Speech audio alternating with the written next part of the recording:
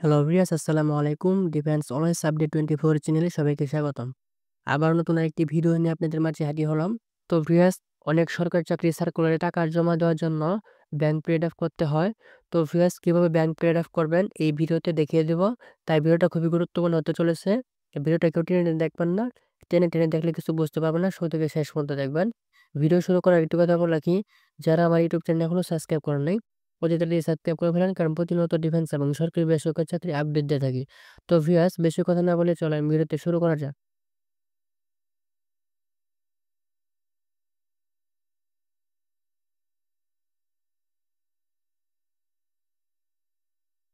তো ভিউয়ার্স, আরো একটি কথা বলে রাখি, সার্কুলার যদি উল্লেখ থাকে সোনালী ব্যাংক থেকে ব্যাংক পেড অফ অর্ডার করতে হবে, তাহলে সোনালী ব্যাংক থেকে পেড অফ অর্ডার করতে হবে, কারণ সার্কুলারে উল্লেখ আছে।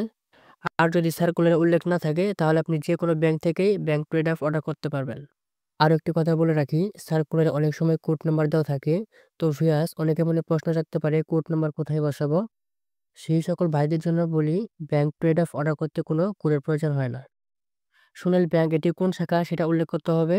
তারপর দেখেন, আমি এই জন্য নগদ বা চেকের এটা ফিল আপ করতে হবে। আর হাতের ডান পাশে উপরে দেখতে পাচ্ছেন নগদ একটি বক্স আছে, চেকের একটি বক্স আছে। এখানে অবশ্যই নগদ ঘরটি ফিল আপ করে দিতে হবে। তারপর দেখেন এই পাশে কথায় আছে আপনি কত টাকা ব্যাংক পেড অফ অর্ডার করবেন, সেটা কথায় উল্লেখ করে দিতে হবে। তারপর দেখেন প্রতিষ্ঠান এবং আবেদনকারী, এই ঘরে আপনাকে অবশ্যই আপনার নামটা লিখতে হবে। তার পাশে দেখতে পাচ্ছেন কাস্টমার আইডি নাম্বার। যেহেতু আপনার কাস্টমার আইডি নাম্বার নাই, সেহেতু আপনাকে এই ঘরে কিছু লিখতে হবে না, এটা ফাঁকাই থাকবে। তারপর একটু নিচে আসবেন, নিচে আসার পরে দেখতে পাবেন ঠিকানা। এখানে আপনার পুরোপুরি ঠিকানাটা দিয়ে দিবেন। তারপর একটু নিচে দেওয়া আছে মোবাইল এবং টেলিফোন নাম্বার। আপনার 11 ডিজিটের মোবাইল নাম্বারটা দিয়ে দিবেন। তারপর প্রাপকের মোবাইল নাম্বার, যেহেতু আপনার প্রাপকের মোবাইল নাম্বার জানা নাই, তারপরও দেওয়া আছে এখানে যদি থাকে, তো সেক্ষেত্রে আপনি এখানে ফিল আপ করার দরকার নেই। তারপর দেখেন হিসাব নাম্বার, যদি আপনার হিসাব নাম্বার থাকে তাহলে দিয়ে দেবেন, আর যদি না থাকে তাহলে দেওয়ার দরকার নেই। তো ভিউয়ার্স, আরেকটা জিনিস খেয়াল করবেন, নিচে দেওয়া আছে যদি থাকে এগুলো না দিলেও চলবে। তারপর দেখেন হিসাব নম্বরের নিচে দেওয়া আছে আবেদনকারীর স্বাক্ষর। এখানে অবশ্যই আপনার স্বাক্ষরটা দিতে হবে। তারপর দেখেন নিচে একটি বক্স আছে, সেই বক্সে লেখা আছে নগদ টাকা এবং চেকের বিবরণ।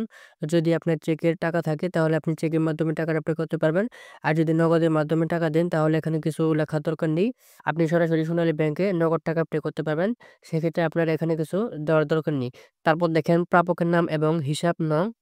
আমি যেহেতু শহীদ সালাউদ্দিন স্কুল অ্যান্ড কলেজে টাকাটা জমা দেবো, আমি সেক্ষেত্রে নামটা দিয়ে দিলাম। আপনারা আপনাদের মতো নাম দিয়ে নেবেন। তারপর দেখেন প্রাপক, শাখার নাম ও জেলার নাম।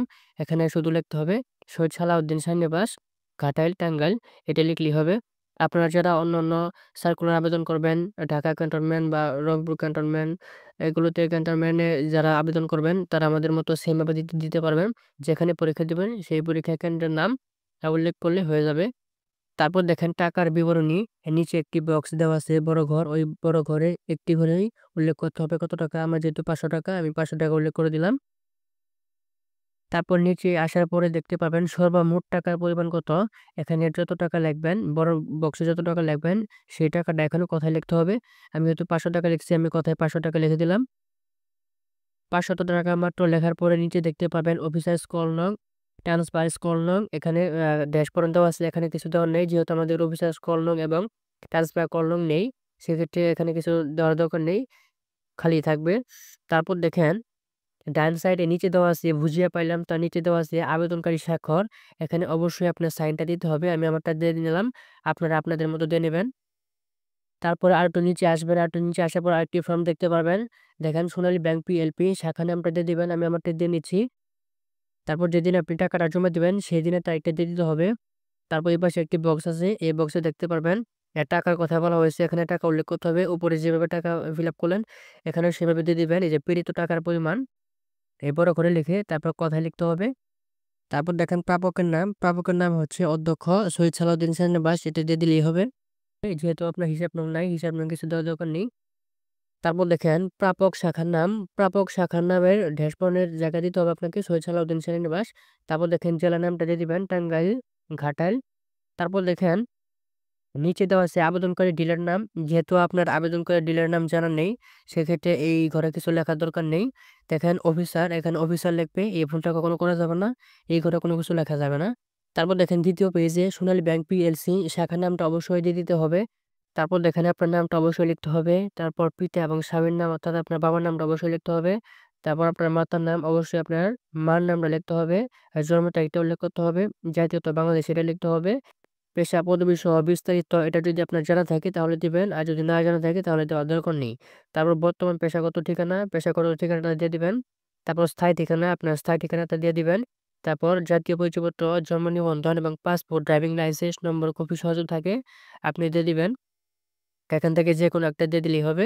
তারপর দেখেন মোবাইল নম্বর বা টেলিফোন নম্বর যেকোনো একটি থাকলে দিয়ে দিবেন। তারপর দেখেন ব্যাংক হিসাব নম্বর যদি থাকে তাহলে আপনি দিয়ে দিবেন। তারপর দেখেন লেনদেনের উদ্দেশ্যে আপনি যদি জানা থাকে এই বিষয়ে তাহলে দিয়ে দিবেন। আর না জানা থাকলে এই বিষয়ে দেওয়ার দরকার নেই। তবে আমি সাজেস্ট করব এটা না দেওয়া উত্তম। তারপর দেখেন অর্থের উৎস এটাও না দিলেও চলবে। তারপর দেখেন কার কোন প্রতিষ্ঠানের প্রতিনিধি এটা না দিলেও চলবে, দেওয়ার দরকার নেই। তারপর দেখেন অর্থ প্রেরক গ্রহীতার সাথে সম্পর্ক এটা না দিলেও চলবে, দেওয়ার দরকার নেই। তারপর নিচে দেখতে পারবেন গ্রাহকের স্বাক্ষর। এখানে অবশ্যই আপনার স্বাক্ষরটি দিতে হবে। তার নিচে তারিখটি বসিয়ে দিবেন। আর এই পাশে আছে শাখা ম্যানেজার এবং অনুমোদিত কর্মকর্তার নাম ও স্বাক্ষর সিলমোহর সহ। এখানে আপনার কোনো কাজ নেই। এখানে সোনালী ব্যাংকের কর্মকর্তারা কাজ করবে। তো ভিউয়ার্স এই ছিল আজকের ভিডিও। আমি ভিডিও শেষে পূরণ করে ফিল আপ করে দেখিয়ে দিব কিভাবে ফিল আপ করবেন। এই ছিল সোনালী ব্যাংকে ব্যাংক পেড আপ কিভাবে করবেন সেই বিষয়ে বিস্তারিত। এই ভিডিওতে যদি কোনো কিছু জানা থাকে অবশ্যই কমেন্ট করবেন। আমি সমাধান করার চেষ্টা করব। তো ভিউয়ার্স সকলে ভালো থাকেন, সুস্থ থাকেন। আসসালামু আলাইকুম।